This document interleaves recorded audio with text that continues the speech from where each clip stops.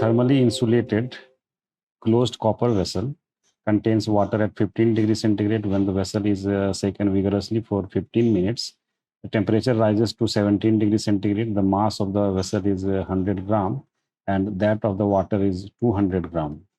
The specific heat capacities of copper and water are 420 joule per kg per Kelvin and 4200 joule per kg per Kelvin respectively. Neglect any thermal expansion. In part it says how much heat is transferred to the liquid vessel system. तो पहले part A solve कर लेते हैं. तो part A में पूछा गया how much heat is transfer to the liquid vessel system. तो यहाँ पे टेम्परेचर राइज कर रहा है but that is not due to heat. यहाँ पे जो वर्क कर रहे हैं that work is getting changed into heat. तो जो टोटल हीट है transfer delta Q that is equal to 0 क्योंकि थर्मली इंसुलेटेड वेसल है और किसी तरह का हीट एनर्जी ट्रांसफर नहीं हो रहा है. पार्ट बी का देख लेते हैं. पार्ट बी में पूछ रहा है how much work has been done on this system. How much work has been done on this system. तो वर्क जो है हम कैलकुलेट कर सकते हैं. यहाँ पे फर्स्ट लॉ से delta Q the heat given is equal to change in internal energy plus work done by the system delta W. तो हम जानते हैं डेल्टा क्यू इक्वल टू 0 है तो डेल्टा यू हम फाइंड कर सकते हैं. सॉरी वर्क फाइंड करना है तो डेल्टा डब्ल्यू हम फाइंड कर सकते हैं if you know delta U. Therefore delta W will be equal to minus delta U और माइनस डेल्टा U हम फाइंड कर सकते हैं by the change of temperature. तो that is M of the vessel multiplied by C of the vessel multiplied by delta T and plus M of the water plus C of water into delta T. MVCV delta T plus MWCW delta T. And this will be negative. Work done is negative of this internal change of internal energy.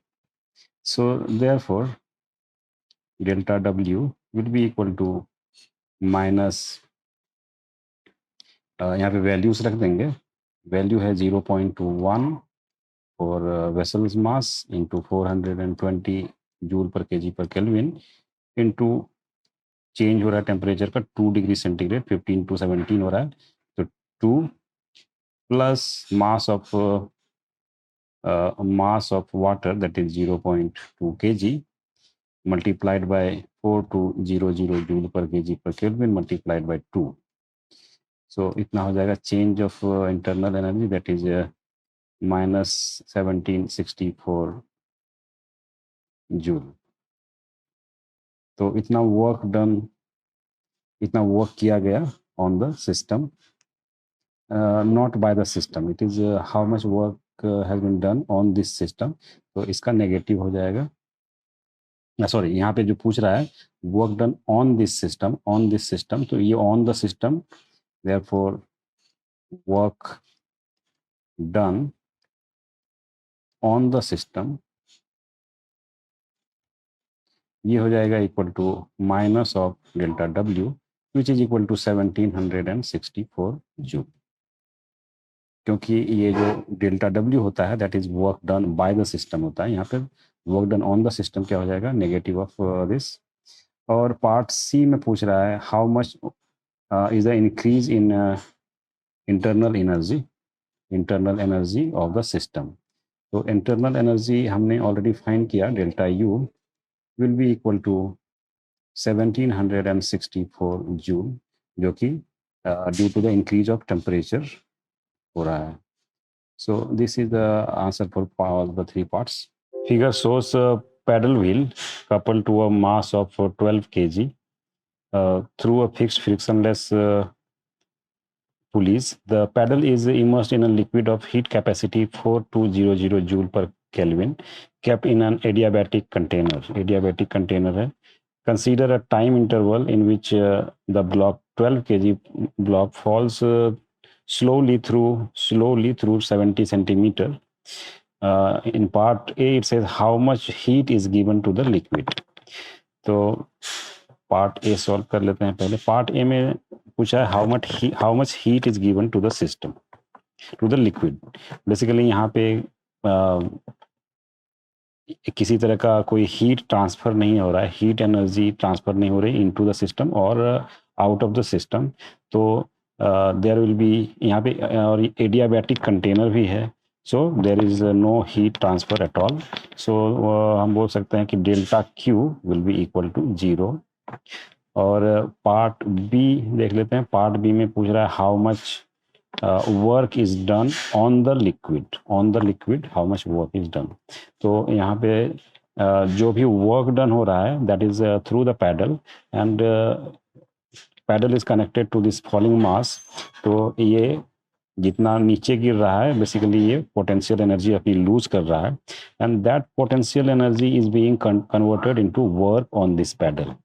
क्योंकि ये slowly fall कर रहा है, इसका मतलब इसमें कोई kinetic energy नहीं होगी. तो जो भी पोटेंशियल एनर्जी लॉस हो रहा है that is directly going to the work done on the liquid.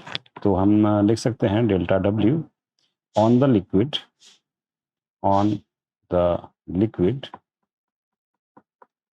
will be equal to mgh. M is 12 kg into g is 9.8, h is 0.7. तो ये आ जाएगा 84 joule. So this is the answer for part B. Part C में पूछा है calculate the rise in the temperature of the liquid, neglecting the heat capacity of the container and the paddle. तो part C देख लेते हैं. यहाँ पे part सी, तो हमें पता है कि वर्क डन जो है 84 joule given on the system. तो फर्स्ट लॉ से, थर्मोडायनामिक्स के फर्स्ट लॉ से हमें पता है delta Q is equal to delta U plus delta W. Therefore यहाँ पे delta Q is 0, so that will be equal to delta u plus delta w. और यहाँ से हम लिख सकते हैं delta u is equal to minus delta w, which is equal to 84 joule, because this work is done on the system. So this work is basically here delta w is minus of this joule, this work. So it will be positive 84 joule. Delta u will be 84 joule positive, and therefore delta u के बदले हम ले सकते हैं c multiplied by delta t, c delta t equal to 84. और c is given as 4200 per Kelvin, joule per Kelvin, and this is 84 joule, and therefore यहाँ पे delta t is equal to 84 c delta t, so 80 equal to 84 implies 4200 जो कि given है c multiplied by delta t is equal to 84, and therefore delta t will be equal to 84 divided by 4200, or that will come to be 0.02 degree centigrade. So this is the final answer. A 100 kg block is started with a speed of 2 meter per second on a long rough belt kept fixed in horizontal position. This is kept fixed in horizontal position. The coefficient of kinetic friction between the block and the belt is 0.20. In part A, it says calculate the change in the internal energy of the block belt system as the block comes to a stop on the belt. तो block comes to stop on the belt. तो हमें क्या करना है, change in kinetic energy निकालना है. तो part A पहले solve कर लेते हैं. तो इसमें क्या दिया हुआ है कि बेल्ट स्टेशनरी है और ब्लॉक को हमने एक इनिशियल वेलोसिटी दिया हुआ है, दैट इज मान लेते हैं v is equal to 2 metre per second. तो ये v वेलोसिटी से इसको यहाँ पे रखा। तो चूंकि बेल्ट स्टेशनरी है, so it will start sliding on the belt and therefore there will be a deceleration, friction force लगेगा, डिसलरेट करेगा और फाइनली कहीं पे जाके रुक जाएगा। तो यहाँ पे पूछा है कि calculate the change in internal energy of the block belt system as block comes to a stop on the belt. So basically ये बेल्ट और ब्लॉक जो सिस्टम है, इसकी कुछ इनिशियल काइनेटिक एनर्जी थी और आफ्टर सम टाइम जो kinetic energy थी वो डिसिपेट हो जा रहा है टू जीरो। सो जो वर्क डन होगा W is equal to delta E। So that will be equal to half m u square minus half m v square. Sorry, यहाँ पे इसको u मान लेते हैं, इनिशियल वेलोसिटी। तो ये initial kinetic energy minus final kinetic energy, final kinetic energy 0 है। तो this is half into m is 100 into v u is 2 square, so minus 0, और ये हो जाएगा 200 joule. So this is the change in kinetic energy, or we can say this is a change in internal energy of this block belt system. तो ये answer हो जाएगा part A का। और पार्ट बी में बोल रहा है, पार्ट बी में consider a situation from a frame of reference moving at 2 metre per second. So frame of reference अब चेंज हो गया है, moving at 2 metre per second along the initial velocity of the block. तो ये block के initial velocity के along है this frame of reference. As seen from this frame, the block is gently put on the moving belt and in due time the block starts moving with the belt at 2 meter per second. Calculate the increase in the kinetic energy of the block as it stops slipping past the belt. तो part B में हमें find करना है change of kinetic energy, increase in the kinetic energy. तो अगर हम block के साथ मूव करें तो ये इसकी इनिशियल जो वेलोसिटी है that is u equal to 2 metre per second. अब हमारा जो रेफरेंस फ्रेम है that is also moving with the block.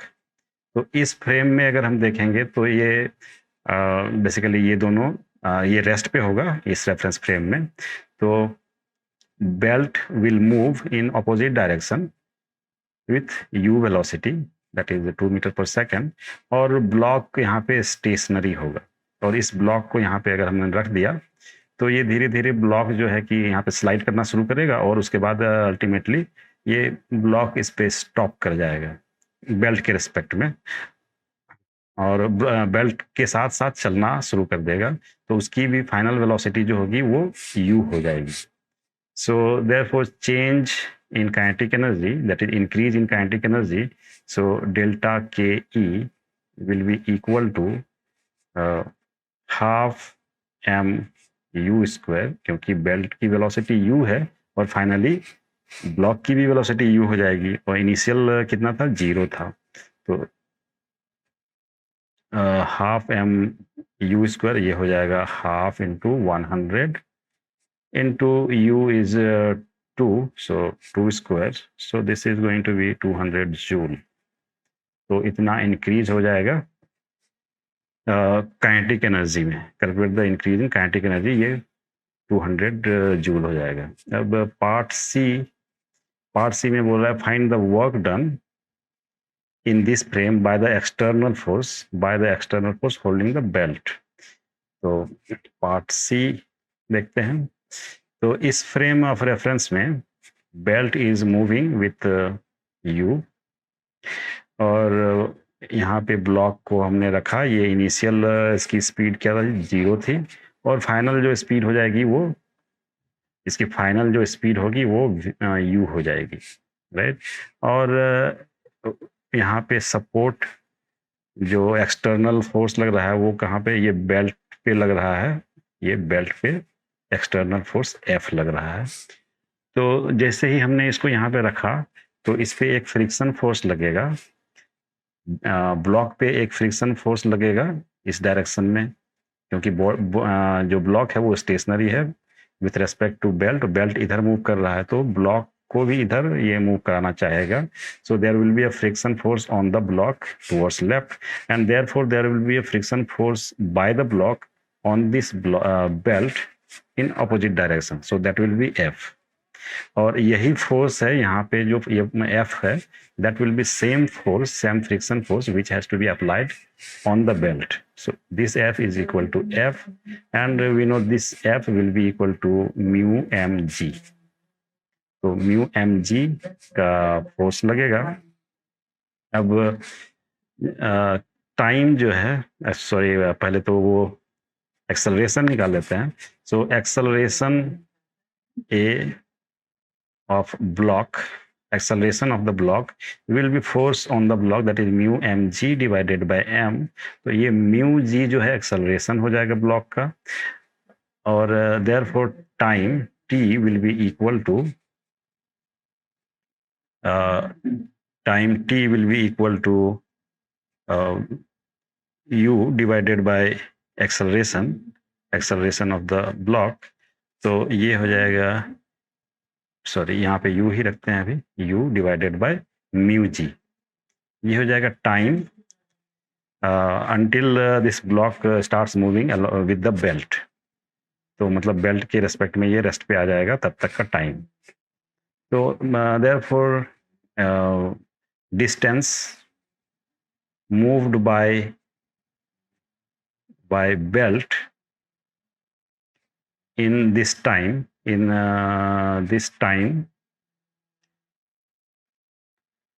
ये जो t टाइम है उतना में कितना दूर मूव कर जाएगा, will be equal to t into u, क्योंकि इसकी जो वेलोसिटी है वो u है. तो ये हो जाएगा u divided by mu g into u. तो u square by mu g, this is the distance, u square divided by mu g, and therefore work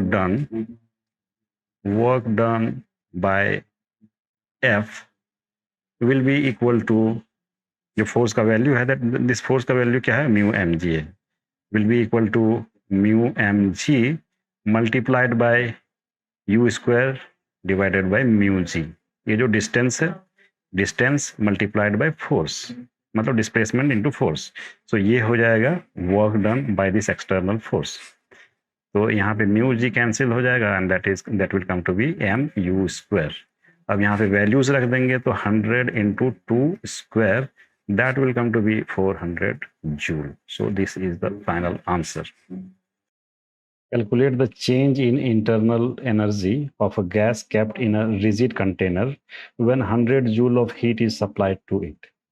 तो इस क्वेश्चन में दिया हुआ कि रिजिड कंटेनर है, तो उसमें 100 जूल का हीट सप्लाई किया जा रहा है. तो by first law we know that the heat supplied is equal to change in internal energy plus work done by the system. So for rigid container, change in volume delta V equal to 0.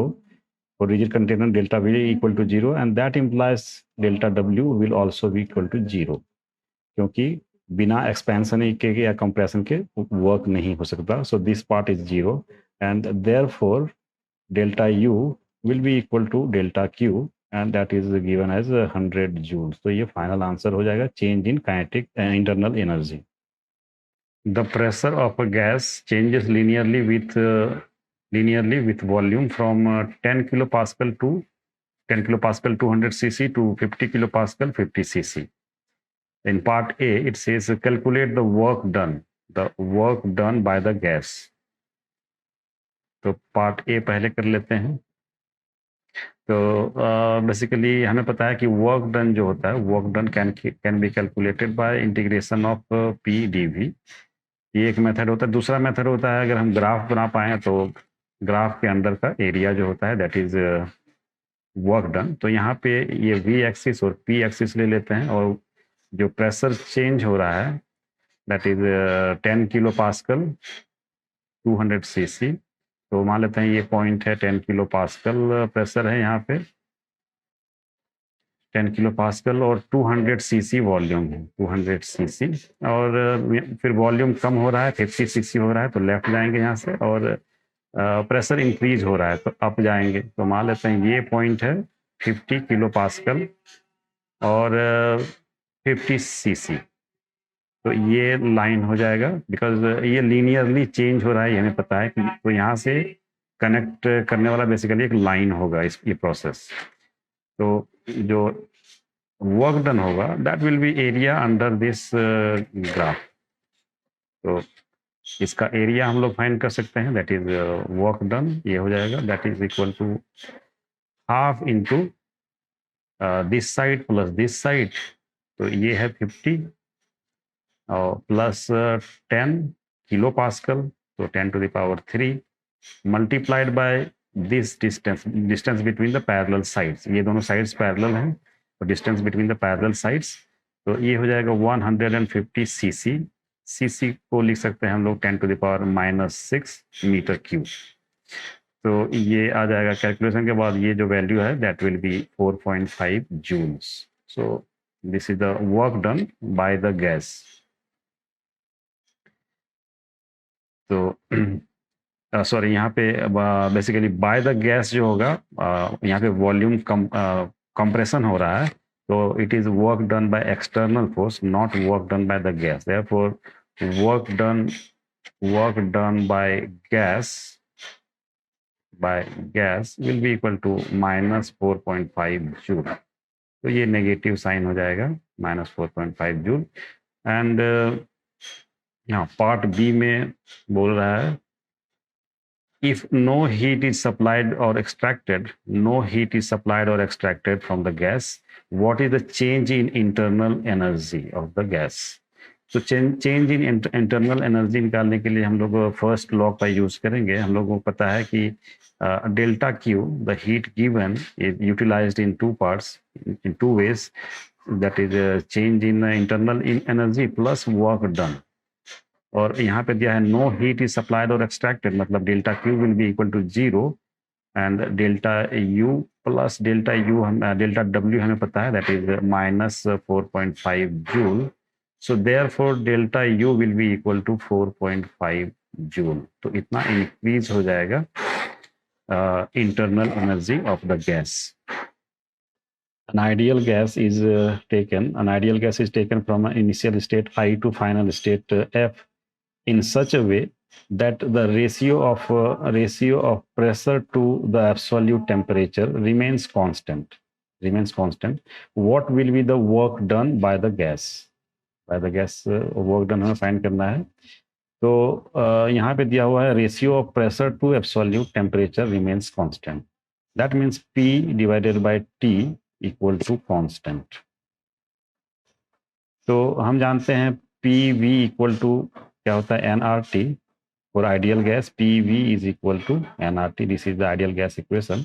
और यहाँ से इसको हम लोग लिख सकते हैं therefore P by T will be equal to NR by V।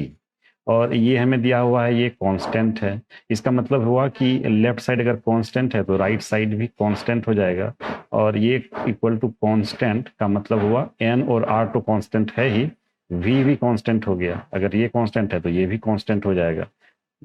This implies V is equal to constant. और अगर V कांस्टेंट है, मतलब V चेंज नहीं हो रहा है, तो P dV का इंटीग्रेशन जो है ये 0 हो जाएगा। Therefore P dV का integration will be 0 and therefore work done will be equal to 0. Figure shows 3 paths through which a gas can be taken from state A to state B. Calculate the work done by the gas in each of the 3 paths. तो यहाँ पे 3 paths हैं। पहला path ACB है, basically A to B हमें जाना है, तो ACB पाथ है, दूसरा पाथ ADB है और तीसरा पाथ AB है। तो हमें फाइंड करना है work done in each 3 paths. तो सबसे पहले इस पाथ ADB में हम वर्क डन फाइंड कर लेंगे। पाथ ADB और पाथ ABD। तो इस हमें पता है कि जो वर्क डन होता है that is area under the curve. तो यहाँ पे कर्व ये है ए डी बी, और वी एक्सिस के साथ जो एरिया बनेगा that will B this area, ये एरिया होगा फॉर द ग्राफ। क्योंकि ये वाला जो पाथ है फ्रॉम डी टू बी ये स्ट्रेट लाइन है, तो इसके अंदर कोई एरिया नहीं होगा, तो सिर्फ ए डी के अंदर में जो एरिया होगा this area that will be the work done. So W1 इसको बोल देते हैं W1, so that will be equal to area. यहाँ पे एरिया हो जाएगा ये रेक्टेंगल है, तो one side into another side, तो यहाँ पे ये जो v एक्सिस पे जो साइड है that is 15 cc, 25 minus 10 that is 15 cc। 15 cc को हम लोग लिख सकते हैं 15 into 10 to the power minus 6 metre cube multiplied by this distance. So ये डिस्टेंस है 0 to 10 kilo pascal, so 10 kilo pascal का इंटरवल है, so 10 into 10 to the power 3, और इसका आंसर आएगा 0.15 joule. So this is the work done in this process. अब जो दूसरा पाथ है, दूसरा पाथ ये ले लेते हैं ए सी बी, और path A C B, A C B path के लिए जो एरिया अंडर द कर्व होगा, ये तो ए सी जो है this is a straight line, तो इसके अंदर कोई एरिया नहीं होगा ऑन दिस एक्सिस। सिर्फ इस सी बी पाथ के लिए जो एरिया अंडर द कर्व होगा दैट विल बी ये जो एरिया है यहाँ से यहाँ तक, this will be the area under this curve. तो इस एरिया को हम लोग दो पार्ट में डिवाइड कर सकते हैं, इसका हमने ऑलरेडी निकाला हुआ है, इस एरिया का इसमें ऐड कर देंगे, तो ये हो जाएगा W2 इज इक्वल टू 0.15 जो हमने ऑलरेडी यहाँ पे फाइंड किया हुआ है इसका, प्लस दिस एरिया, तो ये एरिया हो जाएगा यहाँ पे फिर से 15 cc, 15 into 10 to the power minus 6 multiplied by ये जो this side is 30 minus 10 that is 20 kilo pascal, so 20 into 10 to the power 3, और ये हो जाएगा, so this will be equal to 0.15 plus ये सेकेंड वाला जो टर्म है दिस विल बी 0.30, तो ये हो जाएगा 0.45 joule. So total work done on this path A C B is 0.45 joule. और अब जो तीसरा पाथ है फॉर पाथ ए बी, ये जो डायरेक्ट स्ट्रेट लाइन है फ्रॉम ए टू बी, उस पाथ के लिए जो एरिया अंडर द कर्व हो जाएगा, ये हो जाएगा this rectangle plus this triangle, और ये जो ट्राइंगल है बेसिकली इस रेक्टेंगल का हाफ होगा, इसका एरिया, इस ट्राइंगल का एरिया इस रेक्टेंगल का हाफ होगा। सो देयरफॉर हम लोग यहाँ पे लिख सकते हैं W3 इज इक्वल टू 0.15 जो कि इसका एरिया है, प्लस इस ट्राइंगल का एरिया हो जाएगा रेक्टेंगल का हाफ, और रेक्टेंगल का एरिया हमने यहाँ पे फाइंड किया है 0.30 डिवाइडेड बाय 2, सो ये हो जाएगा 0.15 plus 0.15 and that will be equal to 0.30 joule. So this is the answer for all the three paths. When a system is taken through the process ABC shown in figure, 80 joule of heat is absorbed by the system and 30 joule of the work is done by it. ये absorbed है, ये work is done by it.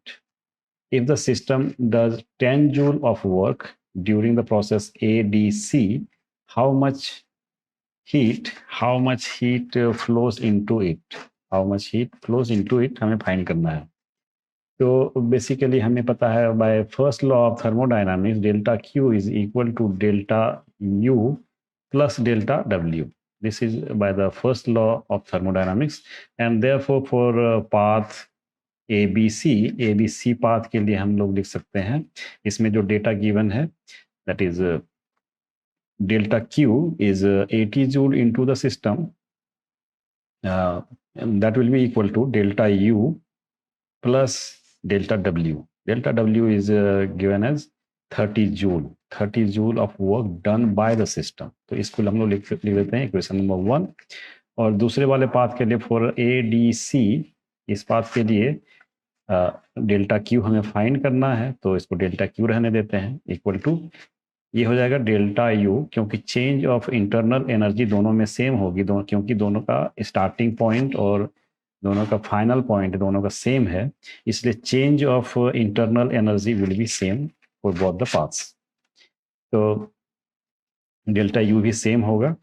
And इसमें यह है 10 joule of work is done by the system. If the system does 10 joule of work, तो ये 10 joule by the system हो जाएगा। This is equation number 2। अगर therefore 1 minus 2 करेंगे तो क्या हो जाएगा, 80 minus delta Q is equal to 20, and therefore delta Q will be equal to 60 joule. So this will be the final answer. 50 calorie of heat should be supplied to take a system from the state A to the state B through the path ACB as shown in figure. Find the quantity of heat to be supplied to take it from A to B via ADB. तो दो path दिए हुए हैं ACB और ADB। तो हमें amount of heat required इस पता है is 50 calorie when we take path ACB. So by first law of thermodynamics, we can write delta Q through ACB equal to delta U on path ACB plus delta W on path ACB. और दूसरे वाले path के लिए ADB path के लिए हम same चीज लिख सकते हैं, delta Q ADB equal to delta U ACB plus delta W ADB, यहाँ पे भी हो जाएगा ADB। ये ACB पाथ के लिए है फर्स्ट इक्वेशन, और सेकंड इक्वेशन जो है वो पाथ ADB के लिए है। तो अगर 1 minus 2 करें, 1 minus 2 2 minus 1 करते हैं, 2 minus 1 तो क्या हो जाएगा, दिस माइनस दिस, तो delta Q ADB minus delta Q ACB। और हम जानते हैं कि जो इंटरनल एनर्जी है that depends only on the initial and final states. तो यहाँ पे दोनों ही पाथ से इनिशियल और फाइनल स्टेट्स जो है दोनों में सेम है, इसलिए दोनों ये सेम होगा। तो दिस माइनस दिस ये कैंसिल आउट हो जाएगा, जीरो हो जाएगा, तो ये हो गया जीरो, और plus delta W ADB minus delta W ACB। अब अगर हम वर्क डन को देखें, वर्क डन क्या है, ACB पाथ में CB जो है ये तो आइसोकोरिक प्रोसेस है जिसमें वॉल्यूम चेंज नहीं हो रहा है, तो इसमें कोई किसी तरह का वर्क डन नहीं होगा। और AC जो पाथ है उसमें जो वर्क डन है वो ये होगा, area under this line AC, तो ये वाला एरिया हो जाएगा वर्क डन इन AC प्रोसेस AC। और दूसरा वाला जो पाथ है ADB वाला जो पाथ है, इसमें फिर से AD में कोई वर्क डन नहीं होगा, जो भी वर्क डन होगा इसमें होगा, और यहाँ से यहाँ तक का जो एरिया है that is actually the work done in second process. तो दोनों में जो डिफरेंस है वो क्या है, ये वाला जो एरिया है, this area is the difference between these two work done. So therefore हम लोग यहाँ पे लिख सकते हैं डेल्टा Q ADB माइनस ये कितना है, ये 50 जूल है, ये दिया हुआ है, 50 कैलोरीज है दिया हुआ है। सो 50 कैलोरी इक्वल टू ये 0 प्लस WADB माइनस WACB, इन दोनों का जो डिफरेंस होगा that is the area of ACBD। ये जो रेक्टेंगल है इसका एरिया है, तो इसका एरिया हम निकाल सकते हैं यहाँ पे, इसका जो बेस है that is 400 minus 200, so 200 cc का मतलब 10 to the power minus 6 metre cube multiplied by height AD, वो हो जाएगा 105 into 10 to the power 3 pascals. तो ये हो गया area that is work done by in this area. तो ये आएगा जूल में, और हमें यहाँ पे बेसिकली कैलोरीज में ये दिया हुआ है, तो हमें अगर इसको 4.2 से डिवाइड कर देंगे तो ये कैलोरीज में आ जाएगा। So therefore delta Q A D B equal to 50 plus इसका वैल्यू आ जाएगा 5, and therefore it will be 55 calories. So ये अमाउंट ऑफ हीट देना पड़ेगा in the second process ADB to go from A to B. Calculate the heat absorbed by a system in going through the cyclic process as shown in figure। तो यहाँ पे ये cyclic process दिया हुआ है इस तरह से, और इसमें कितना हीट एब्जॉर्ब होगा पर साइकिल वो हमें फाइंड करना है। तो मान लेते हैं कि ये जो प्रोसेस है इस पॉइंट से स्टार्ट होके सेम पॉइंट तक वापस पहुंचता है, तो हम बोलेंगे कि एक साइकिल कंप्लीट हो गया। तो इसमें वन कंप्लीट साइकिल में जो इसमें हम फर्स्ट लॉ यूज करेंगे, तो delta Q is equal to delta U plus delta W. तो बेसिकली हमें हीट अब्जॉर्ब्ड फाइंड करना है, और डेल्टा डब्ल्यू हम कैलकुलेट कर सकते हैं। और हमें पता है कि साइक्लिक प्रोसेस में अगर हम सेम स्टेट से स्टार्ट करके सेम स्टेट पे वापस पहुंचते हैं, तो change in delta internal energy that is zero. तो ये वाला टर्म जो है जीरो हो जाएगा।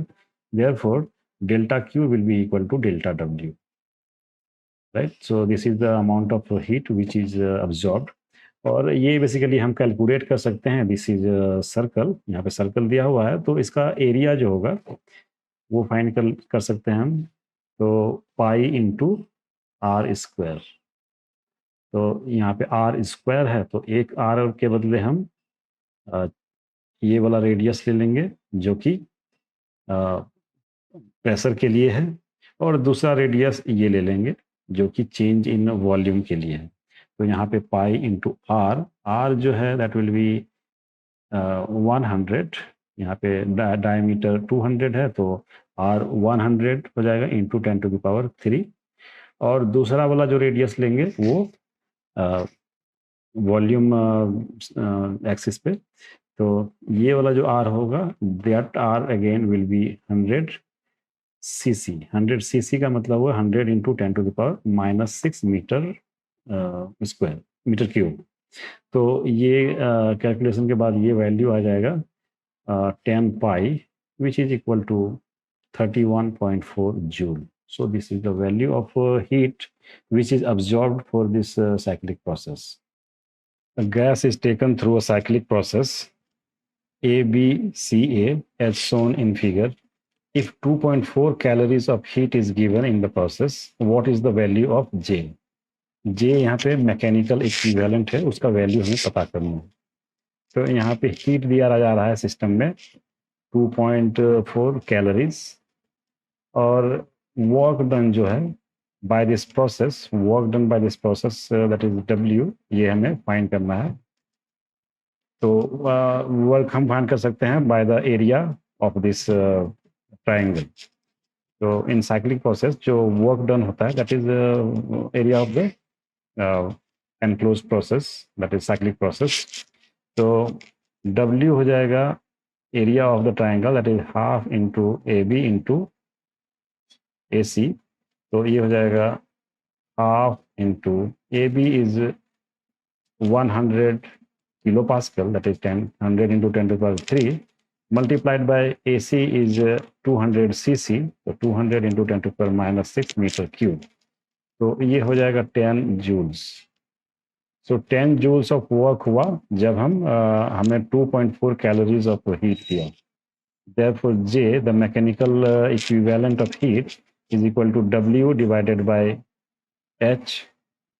तो W यहाँ पे निकला है 10 joules divided by H is 2.4 calories which is equal to 4.17 joules per calories।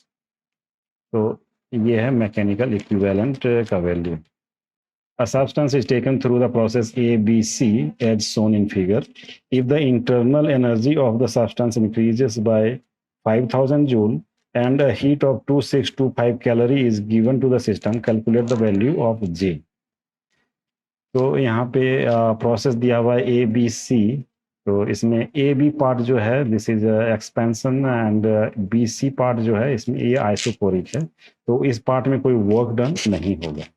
तो जो वर्क डन होगा इस पूरे प्रोसेस में that will be area of this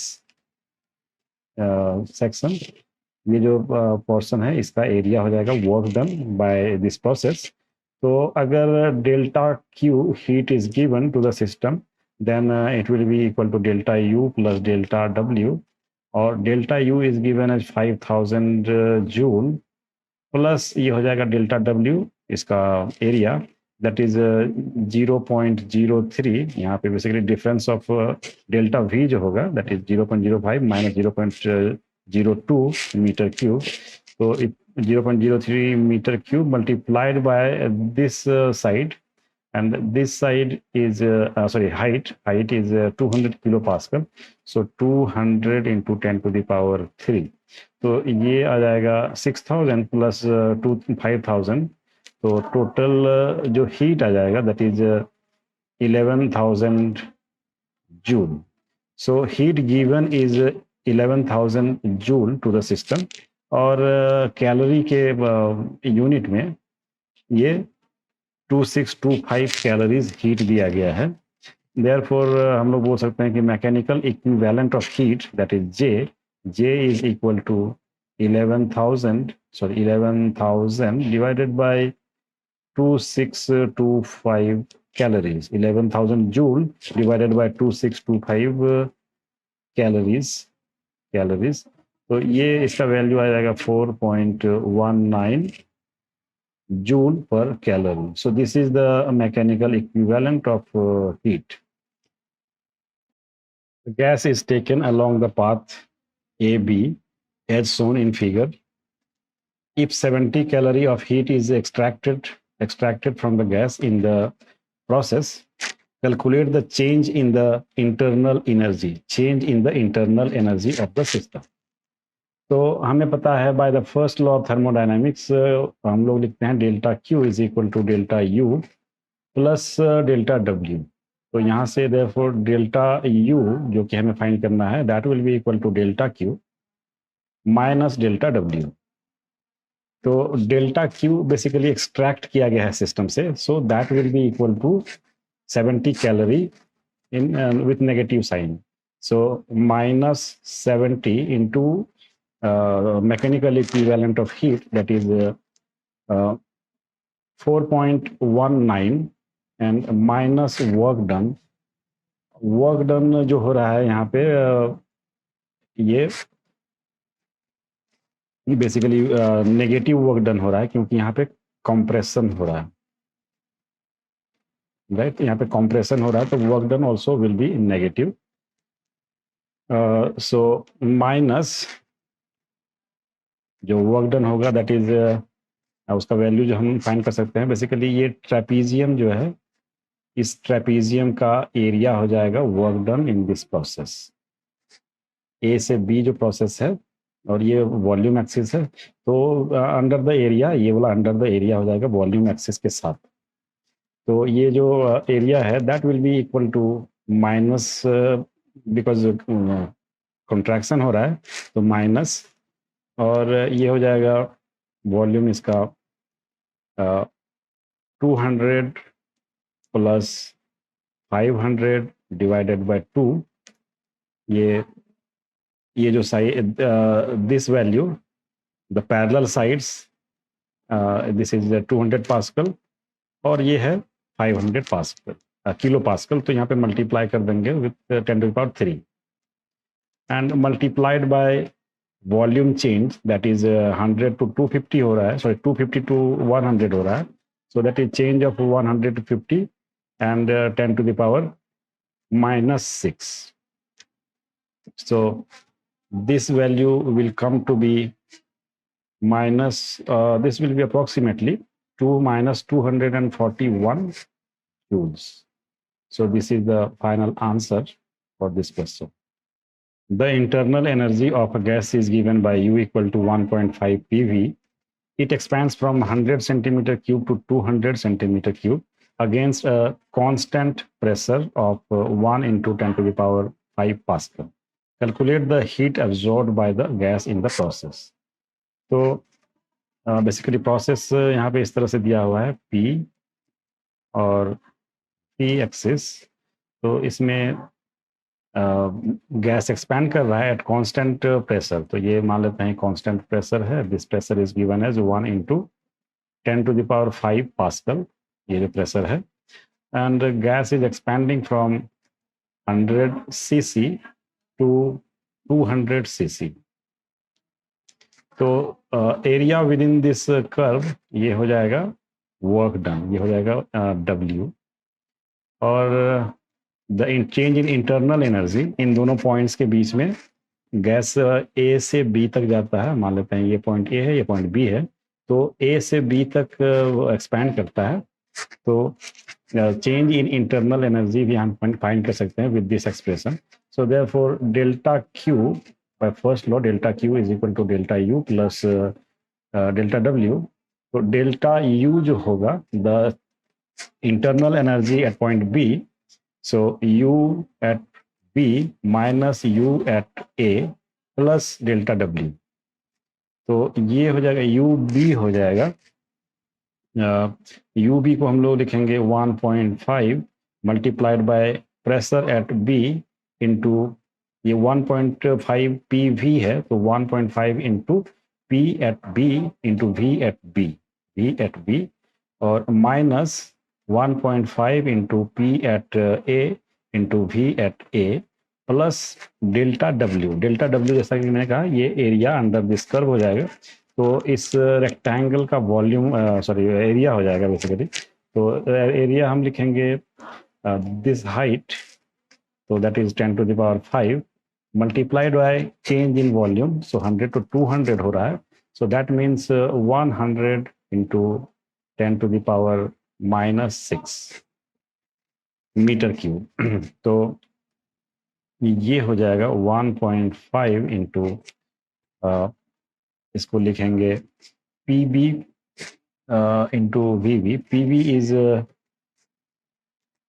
10 to the power 5 pascal into VB is 200 into 10 to the power -6 minus 1.5 common ले लिया था, तो यहाँ पे PA is same 10 to the power 5 multiplied bye 100 into 10 to the power -6 plus ये हो जाएगा 10. Second वाला टर्म जो है ये, सॉरी थर्ड वाला जो टर्म है ये 10 हो जाएगा. और ये हो जाएगा 1.5 मल्टीप्लाइड बाय ये 20 माइनस ये हो जाएगा 10 प्लस 10, तो टोटल हो जाएगा 25 joule. So this is a final answer. A gas is enclosed in a cylindrical vessel fitted with a frictionless piston. The gas is slowly heated for some time. During the process, 10 joule of heat is supplied to the supplied and the piston found to move out 10 centimeter. Find the increase in the internal energy of the gas. So increase in the internal energy of the gas find करना है. The area of cross section of the cylinder equal to 4 centimeter square and the atmospheric pressure 100 kilopascal. तो यहाँ पे इस तरह का cylinder दिया हुआ है और इसमें एक पिस्टन लगा हुआ है जो कि फ्रिक्शन लेस है. एटमॉस्फेरिक प्रेशर है 100 किलोपास्कल. तो इसके अगेंस्ट ये पिस्टन जो है मूव आउट कर रहा है 10 centimetre. So this is 10 centimetre और इसका क्रॉस सेक्शन एरिया दिया हुआ है A is equal to 4 centimetre square. तो यहाँ पे इस गैस में 10 जूल ऑफ हीट ऐड किया जा रहा है. 10 जूल ऑफ हीट. तो by first law of thermodynamics हम लोग जानते हैं delta Q is equal to delta U plus delta W. Therefore delta U will be equal to delta Q plus minus delta W. तो यहाँ पे delta Q का value हमें पता है 10 जूल ऑफ हीट ऐड किया गया है, मतलब plus 10 joule, and minus delta W हम फाइंड कर सकते हैं by the displacement of the piston. तो पिस्टन का डिस्प्लेसमेंट जो है 10 सेंटीमीटर है, so pressure multiplied by delta V. Pressure is 100 kilo pascal, that is 10 to the power 5 multiplied by delta V, तो ये हो जाएगा A into V, that is 4 centimetre square, so 4 into 10 to the power minus 4 meter square multiplied by 10 centimeter, that is 0.1 meter। तो ये हो जाएगा 10 joule minus ये 4 joule आ जाएगा, so 10 joule minus 4 joule, that will be equal to 6 joule. So इसका internal energy जो increase हुआ है by 6 joule. A gas is initially at pressure of 100 kilopascal and its volume is 2 meter cube. Its pressure is kept constant, and the volume is changed from 2 meter cube to 2.5 meter cube। तो process का diagram बना लेते हैं इस तरह से, मान लेते हैं this is pressure axis and this is volume axis. तो इनिशियल जो स्टेट है दैट इज 100 किलो पास्कल, मान लेते हैं दिस इज 100, यहाँ पे किलो पास्कल है, प्रेशर इन किलो पास्कल, और ये इनिशियल स्टेट में 2 मीटर क्यूब है वॉल्यूम। तो यहाँ पे फर्स्ट प्रोसेस जो है इसमें 2 मीटर क्यूब से 2.5 मीटर क्यूब वॉल्यूम हो जाता है, कीपिंग प्रेशर कांस्टेंट। तो this is the first process, ये 2.5 मीटर क्यूब। और सेकेंड प्रोसेस में बोल रहा है कि इस volume is now kept constant and the pressure is increased from 100 kilo pascal to 200 kilo pascal. तो सेकेंड पार्ट में प्रेशर इंक्रीज हो रहा है कीपिंग द वॉल्यूम कांस्टेंट। तो यहाँ ये 200 किलो पास्कल मान लेते हैं, this is 200 kilo pascal, so this is the second process. और then the gas is brought back to its initial state। the initial state में आ जाता है the pressure varying linearly with its volume। Pressure जो linearly vary कर रहा है, मतलब यहाँ से ये स्ट्रेट लाइन होगा, P is proportional to V। so this is the last process, third process। Now in part A it says whether the heat is supplied or extracted। Heat is supplied or extracted from the gas in complete cycle। तो ये जो पूरा cycle है इसमें heat extract किया जा रहा है या हीट अब्जॉर्ब किया जा रहा है बाय द सिस्टम। तो हम देख रहे हैं कि यहाँ जो फर्स्ट प्रोसेस है दिस इज सो उसमें जो वर्क डन है, so this is the work done within this area.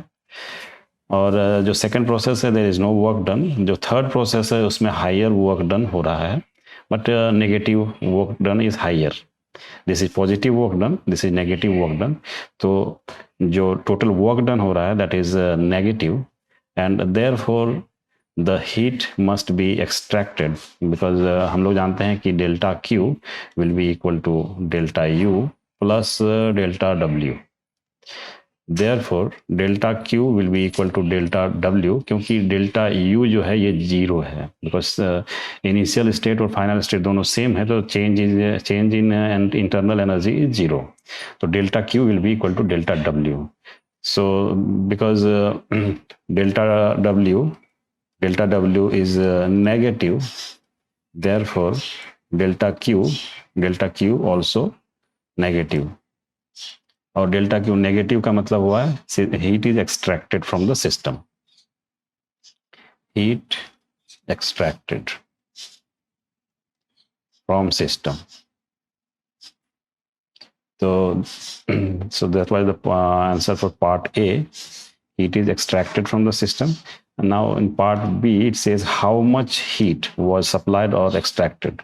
तो जो heat का amount है that will be equal to the work done। तो work done delta Q is equal to delta W, and that will be equal to area of this graph area of this triangle.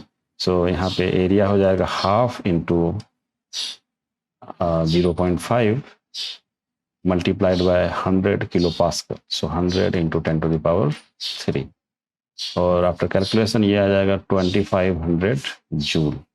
So this much heat is extracted from the system. So this much work is done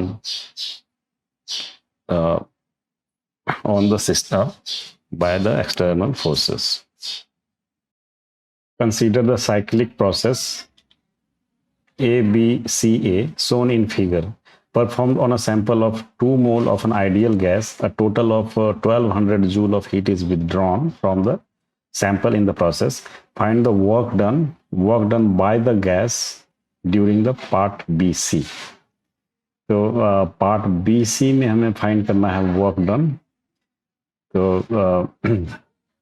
basically ये cyclic process है, A to B, B to C and C to A. तो हमें पता है कि internal energy का change जो है that will be equal to 0, क्योंकि इनिशियल और फाइनल स्टेट सेम है. तो by first law of thermodynamics delta Q is equal to delta U plus delta W. Therefore basically यहाँ पे डेल्टा U इक्वल टू 0 हो जाएगा. तो हम लोग यहाँ पे लिख सकते हैं minus 1200 joule, because heat has been withdrawn, extracted, so that will be minus 1200 joule, and delta U equal to 0. और डेल्टा W को हम लोग लिख सकते हैं, 3 पार्ट में डिवाइड कर सकते हैं वर्क डन को in this 3 processes. So WAB plus WBC plus WCA. अब WCA जो है बेसिकली ये एक कांस्टेंट वॉल्यूम प्रोसेस है, आइसोकोरिक प्रोसेस है, इसमें वर्क डन इक्वल टू 0 होता है. तो इसलिए हम इसको लिख सकते हैं minus 1200 joule equal to WAB. WAB जो है this is basically a linear process and this is यहाँ पे हम लिख सकते हैं T इज proportional to V for AB. T is proportional to V implies T by V is equal to constant, और T by V का मतलब होता है P divided by NR equal to constant. By ideal gas equation हम T by V को लिख सकते हैं P by NR, और N और R यहाँ पे ऑलरेडी कांस्टेंट है, इसका मतलब P भी कांस्टेंट हो जाएगा. तो इसका मतलब हो गया P is constant. तो ये आइसोबारिक प्रोसेस हो गया. और आइसोबारिक प्रोसेस में WAB जो होगा, WAB को हम लोग लिख सकते हैं NR delta T plus WBC plus ये 0 है, WCA is 0. Therefore WBC will be equal to minus 1200 joule minus NRT. N का मतलब 2 मोल्स, R का मतलब 8.3 जूल पर मोल पर kelvin multiplied by delta T. Delta T is 500 to minus 300 that is 200 kelvin. तो ये हो जाएगा माइनस 1200 जूल माइनस 3320 जूल. तो ये total work done by the gas that will be equal to minus 4520 joules. So this is the work done by the gas. Figure shows the variation in the internal energy U with volume V of 2 mole of ideal gas in the cyclic process ABCDA.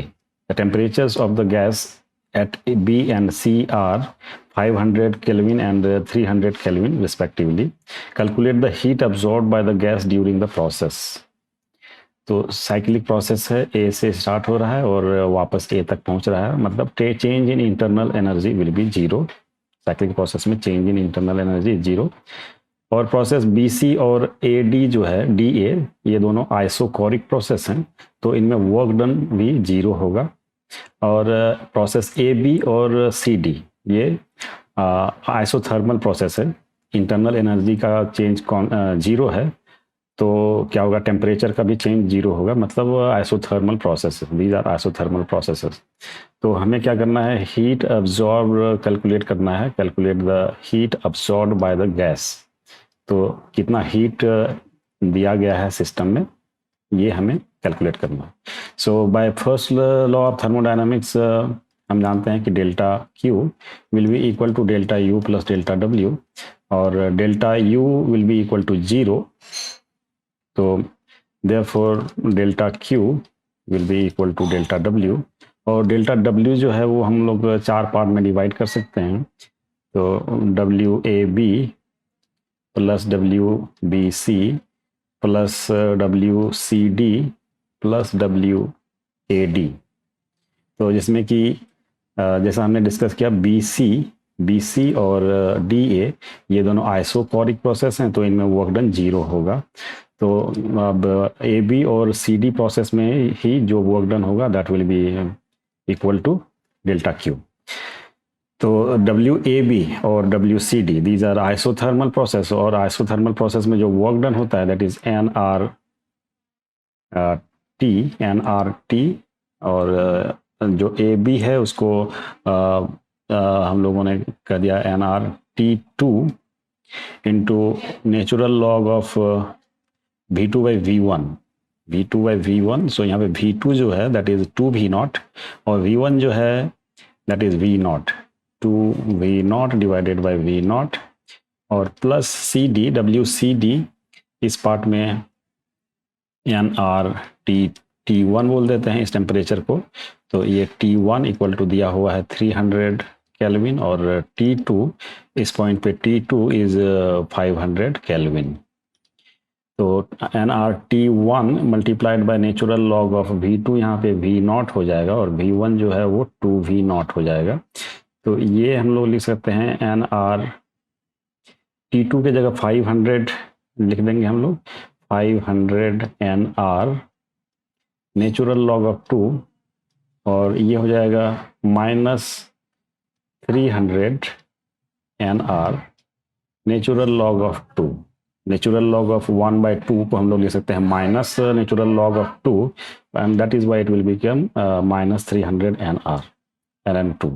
तो ये finally हो जाएगा 200 nR natural log of 2, और यहाँ पे values अगर रखेंगे 200 into N का value 2 multiplied by R is 8.31 multiplied by natural log of 2 that is 0.693, तो ये हो जाएगा 2300 joule. So this is the final answer, that is the heat absorbed by the gas during this process.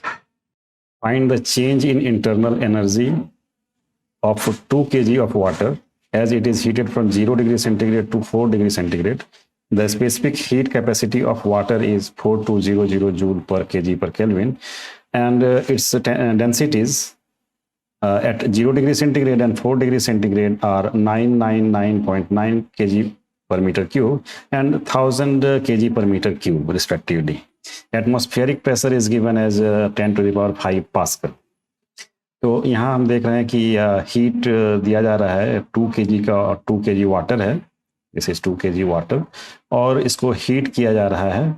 So delta Q दे रहे हैं, और 0 degree से 4 degree centigrade temperature change हो रहा है, और डेंसिटी जो है यहाँ पे चेंज हो रही है 0 डिग्री सेंटीग्रेड पे 999.9 और 4 डिग्री सेंटीग्रेड पे 1000 kg पर मीटर क्यूब हो रहा है।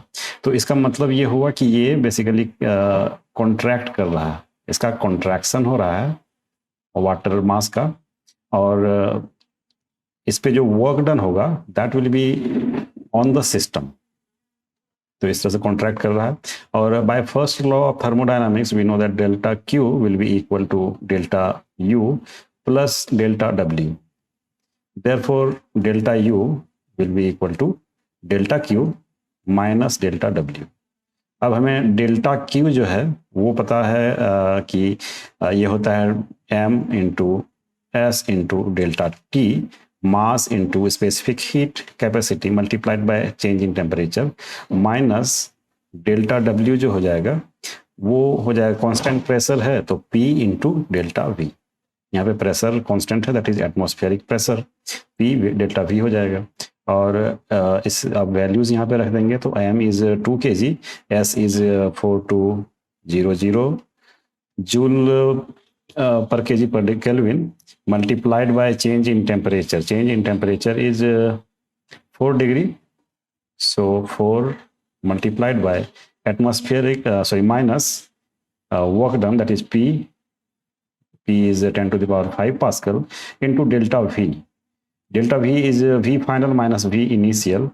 Temperature 0 to 4 degree centigrade change हो रहा है, तो 4 डिग्री सेंटीग्रेड पे जो टेम्परेचर वॉल्यूम होगा तो 2 kg divided by density, 4 degree centigrade पे 1000 है, सो 1000 minus 2 divided by 999.9 kg per meter cube. तो ये जो फर्स्ट टर्म है दैट विल बी 33600 जूल, और ये माइनस, और ये हो जाएगा minus 0.02 joule. So this will come to be 33600 plus 0.02 joule. So this is a change in internal energy.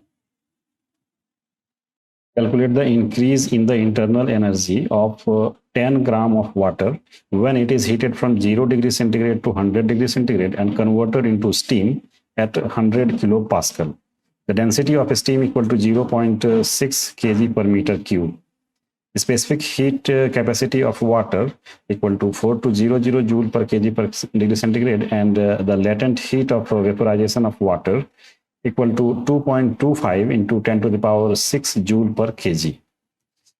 तो यहाँ पे हम फर्स्ट लॉ ऑफ थर्मोडायनामिक्स से लिख सकते हैं delta U is equal to delta Q minus delta W. और delta Q जो होगा, डेल्टा क्यू इज यहाँ पहले क्या हो रहा है, 0 डिग्री सेंटीग्रेड से 100 डिग्री सेंटीग्रेड तक वाटर को हीट कर रहे हैं, तो that will B m into S into delta T, temperature को इंक्रीज करने में. उसके बाद फिर वेपोराइज कर रहे हैं, तो मतलब लैटेंट हीट आ जाएगा इसमें m into L, latent heat of vaporisation. और ये सेकेंड टर्म में जो delta W that will be equal to minus constant pressure पे एक्सपेंशन हो रहा है, basically constant pressure is P multiplied by delta V, expansion हो रहा है, तो यहाँ फाइंड करना पड़ेगा कि चेंज ऑफ वॉल्यूम कितना हो रहा है. तो M इज बेसिकली 0.01 हो जाएगा, 10 ग्राम है, और S इज 4200 जूल पर kg पर kelvin multiplied by delta T. Delta T is 100, 0 to 100 centigrade तक. तो ये हो गया first term. Then m into L, that is 0.01 multiplied by 2.25 multiplied by 10 to the power 6 minus pressure is 10 to the power 5 Pascal, 100 kilopascal दिया हुआ है, multiplied by change in volume, that is V2 minus V1. तो V2 हो जाएगा 0.01, this is mass divided by density. Density दिया हुआ है steam का 0.6, तो ये हो जाएगा 0.6 माइनस 0.01 डिवाइडेड बाय 1000 ले लेंगे वाटर का डेंसिटी, तो ये हो जाएगा this is expression for delta U. और इसको सॉल्व करेंगे तो इसका न्यूमेरिकल वैल्यू आ जाएगा 2.5, approximately 2.5 into 10 to the power 4 joule. So this will be the final answer. Figure shows a cylindrical tube of volume V with adiabatic walls containing an ideal gas. The internal energy of this ideal gas is given by 1.5 nRT. The tube is divided into 2 equal parts by a fixed dithermic wall. Initially, the pressure and the temperature are P1 T1 on the left side and P2 T2 on the right side. The system is left for sufficient time so that the temperature becomes equal on two sides. Then part A says how much work has been done by the gas. On the left part.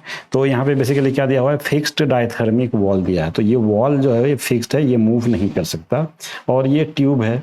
तो basically किसी भी part का volume change नहीं हो रहा है। तो अगर वॉल्यूम चेंज नहीं हो रहा है तो इसका मतलब हुआ आइसोकोरिक प्रोसेस, और आइसोकोरिक प्रोसेस में वर्क टर्न जो है 0 होता है, ये हमें पता है। तो delta W will be equal to 0। तो स्ट्रेट अवे इसका आंसर, पार्ट ए का आंसर 0 हो जाएगा। अब पार्ट बी में पूछ रहा है find the final pressures on the two sides. तो बेसिकली फाइनल प्रेशर फाइंड करने के लिए हमें फाइनल टेम्परेचर फाइंड करना होगा। और पार्ट सी में पूछ रहा है find the final equilibrium temperature. तो हमें पार्ट सी सॉल्व करना है पहले। तो पार्ट सी सॉल्व कर लेते हैं। इसमें फाइनल इक्विलिब्रियम टेम्परेचर निकालना है। तो मान लेते हैं फाइनल इक्विलिब्रियम टेम्परेचर T है दोनों, इसका भी T और इसका भी T, और ये भी मान लेते हैं कि T2 जो है this is higher temperature and this is lower temperature. तो हीट राइट साइड से लेफ्ट साइड में ट्रांसफर होगा, यहाँ से यहाँ मान लेते हैं कि डेल्टा Q ट्रांसफर हो रहा है। तो ये टेम्परेचर जो है इंक्रीज करेगा और ये टेम्परेचर डिक्रीज करेगा। तो T will be greater than T1 and less than T2। और ये जो डेल्टा Q है, by second law, first law of thermodynamics, we know that it is equal to delta U because work done is 0। और delta U जो होगा यहाँ पे दिया हुआ है 1.5 nRT, इसका इंटरनल एनर्जी है।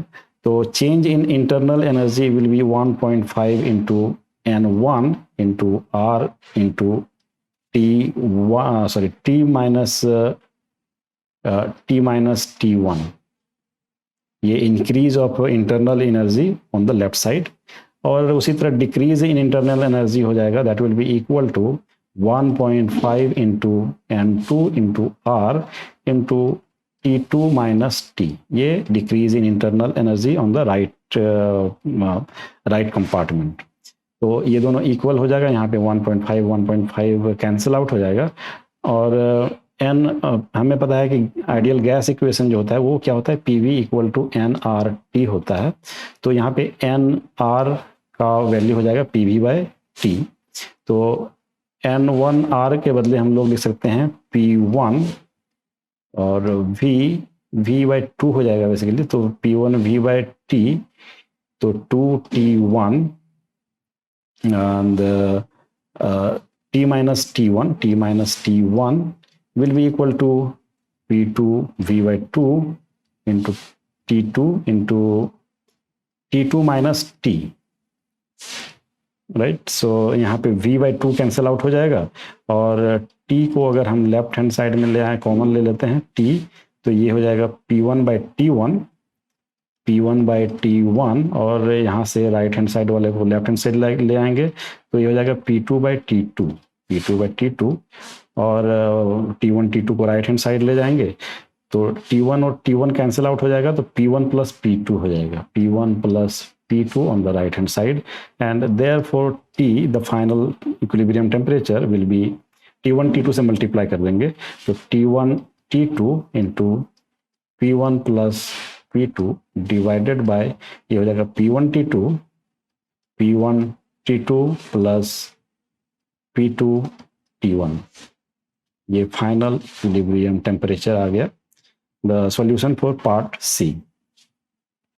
अब पार्ट बी का सॉल्यूशन फाइंड करते हैं। पार्ट बी में पूछा है final pressures on the two sides. तो पार्ट बी, फाइनल प्रेशर जो होगा वो हम जानते हैं कि यहाँ पे आइडियल गैस इक्वेशन में PV इक्वल टू nRT होता है। तो हर एक कंपार्टमेंट में V कांस्टेंट है, N कांस्टेंट है, R कांस्टेंट है, तो P is proportional to T हो जाएगा। तो हम यहाँ पे लिख सकते हैं P1 डैश, मान लेते हैं कि फाइनल प्रेशर P1 डैश है इसका, और इसका P2 डैश है फाइनल प्रेशर। तो P1 dash divided by P1 will be equal to final temperature divided by initial temperature. So यहाँ से हम लिख सकते हैं P1 dash is equal to P1 T by T1, और T का वैल्यू हमें यहाँ से पता है T1 T2, दिस ये वाला एक्सप्रेशन है। तो P1 into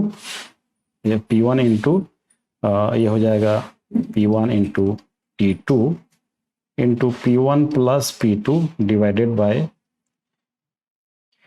P1 T2 plus P2 T1। ये हो गया final pressure on the left hand side. And उसी तरह सिमिलरली एंड P2 डैश ये हो जाएगा यहाँ पे P1 की जगह P2 हो जाएगा और T2 की जगह T1 हो जाएगा, क्योंकि ये T2 कैंसल आउट होगा this time. So this is P1 plus P2 divided by P1 T2 plus P2 T1। तो ये final pressure on the right hand side आ जाएगा। पार्ट डी में पूछ रहा है how much heat has flown from the gas on the right to the gas on the left. तो part D देख लेते हैं। पार्ट डी का सॉल्यूशन हमें क्या फाइंड करना है, डेल्टा क्यू फाइंड करना है बेसिकली। तो delta Q is equal to 1.5 into N1 into R T minus T1। तो यहाँ पे N1 इंटू आर जो होगा तो 1.5 इंटू N1 आर का वैल्यू रख देंगे हम PV डिवाइडेड बाई T। तो P is basically P1 V by 2, volume is V by 2 divided by R। तो ये हो गया NR का वैल्यू, सॉरी यहाँ पे T होगा T1 and multiplied by T minus T1। तो T का वैल्यू यहाँ से रख देंगे। तो T1 T2 into P1 plus P2 divided by P1 T2 plus P2 T1 and minus T minus T1। अब यहाँ पे क्या करेंगे, T1 से मल्टीप्लाई कर देंगे तो ये T1 और ये T1 कैंसिल आउट हो जाएगा। तो इसको लिख सकते हैं 3 डिवाइडेड बाई 4 हो जाएगा। 3 divided by 4 P1 into V और ये हो जाएगा T2 inside the bracket. T2 से मल्टीप्लाई कर देंगे तो P1 T2 plus P2 T2 plus P2 T2 minus यहाँ पे 1 हो जाएगा। 1 से मल्टीप्लाई करेंगे तो P1 T2 minus P2 T1 और divided by P1 T2 plus P2 T1। तो यहाँ पे ये P1 T2 ये वाला टर्म जो है कैंसिल आउट हो जाएगा और P2 को हम कॉमन ले सकते हैं। तो इसको हम लोग सिंप्लीफाई करके फर्दर लिख सकते हैं 3/4 P1 P2 V और इनसाइड द ब्रैकेट बच जाएगा T2 minus T1 divided by P1 T2, so this is P1 T2 plus P2 T1. So this is the final answer for delta Q, that is heat transferred. An adiabatic vessel of total volume V is divided into 2 equal parts by a conducting separator. The separator is fixed in its position.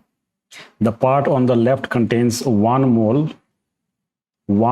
of an ideal gas, U equal to 1.5 nRT, and the part on the right contains 2 moles of the same gas. Initially, the pressure on each side is P. The system is left for sufficient time so that the steady state is reached.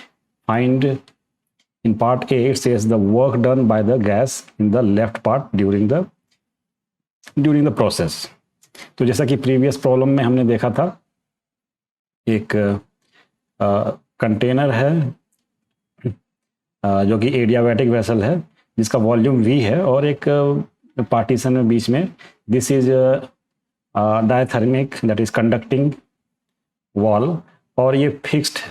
तो और ये दोनों volume same है, इधर का volume total volume V है तो इसका वॉल्यूम V/2 हो जाएगा और इसका वॉल्यूम भी V/2 हो जाएगा और प्रेशर भी दोनों का सेम है, प्रेशर P और इसका भी प्रेशर P है। इसमें N1 इक्वल टू 1 मोल है और N2 इक्वल टू 2 मोल्स है। तो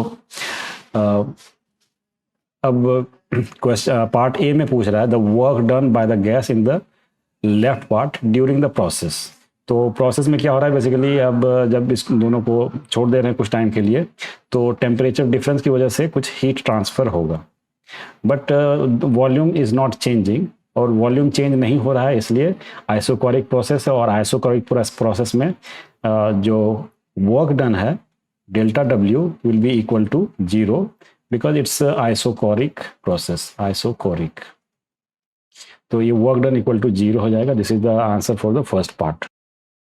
पार्ट बी में पूछ रहा है the temperature on the two sides in the beginning. तो बिगिनिंग में टेम्परेचर फाइंड करना है दोनों साइड्स का। तो मान लेते हैं इसका टेम्परेचर T1 है और इसका टेम्परेचर T2 है। Then we can write from gas equation P into V by 2 pressure into volume is equal to N1 into R into T1। Therefore, T1 will be equal to PV by 2R, P into V divided by 2R. Or similarly, we can write for right side, PV by 2 equal to N2 into R into T2. Therefore, T2 जो हो जाएगा, T2 is equal to PV into divided by 4R, PV divided by 4R। तो ये दोनों side का temperature हो जाएगा, left side का PV बाई 2R और राइट साइड का PV बाई 4R। अब पार्ट सी जो है, पार्ट सी में पूछ रहा है the final common temperature reached by the gases. तो फाइनल कॉमन टेम्परेचर जो होगा पार्ट सी में पूछ रहा है फाइनल कॉमन टेम्परेचर। तो मान लेते हैं कि दोनों का कॉमन टेम्परेचर T हो जाता है आफ्टर हीट ट्रांसफ़र। तो हीट ट्रांसफ़र के बाद जो T हो जाता है, तो हम लिख सकते हैं कि डेल्टा Q जो हीट ट्रांसफ़र हो रहा है फ्रॉम लेफ्ट टू राइट, मान लेते हैं ये डेल्टा Q है। तो by first law of thermodynamics we know delta Q will be equal to delta U, change in internal energy. और चेंज इन इंटरनल एनर्जी क्या होगा, 1.5 NR डेल्टा T हो जाएगा। तो ये 1.5 into N1 into R into delta T of the left column, left compartment. तो delta T जो है यहाँ पे T1 minus T common temperature, और राइट हैंड साइड जो हीट गेन कर रहा है that will be equal to internal energy का चेंज हो रहा है, तो 1.5 into N2 into R into T minus T2। तो यहाँ पे 1.5 एंड R कैंसिल आउट हो जाएगा दोनों साइड से। तो हम लिख सकते हैं T1 minus T, left hand side में ये सारे कैंसिल हो गए, ये N1 इक्वल टू 1 मोल है। तो T1 minus T is equal to, यहाँ पे ये कैंसिल आउट हो गया, तो N2 is equal to 2T minus 2 into T2, 2 into T2। तो यहाँ से T1 और T2 का हम वैल्यू अगर देखेंगे तो PV बाई 2R है और ये PV बाई 4R है। इसका मतलब क्या हो गया, T1 इज 2 टाइम्स T2। तो 2 टाइम्स T2 के बदले हम यहाँ पे लिख सकते हैं equal to 2T minus T1। ठीक है, तो देयरफॉर हम अगर T को एक साइड ले जाएं तो ये हो जाएगा 3T equal to 2T1, and therefore T हो जाएगा 2/3 टाइम्स T1, और T1 का वैल्यू हमने फाइंड किया है PV by 2R, PV by 2R। तो यहाँ पे वैल्यू रख देंगे PV डिवाइडेड बाई 2R, तो ये हो जाएगा PV डिवाइडेड बाई 3R। तो ये final temperature of both the compartments हो जाएगा PV बाई 3R। अब पार्ट डी में पूछ रहा है the heat given to the gas in the right part. तो पार्ट डी सॉल्व कर लेते हैं। Part D,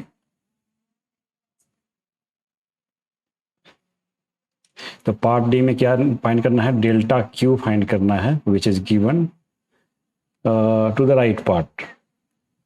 the heat given to the gas in the right part, तो यहाँ पे हीट ट्रांसफर हो रहा है फ्रॉम लेफ्ट टू राइट, तो ये हो जाएगा delta Q, that will be equal to change in internal energy of the right part, that is 1.5 into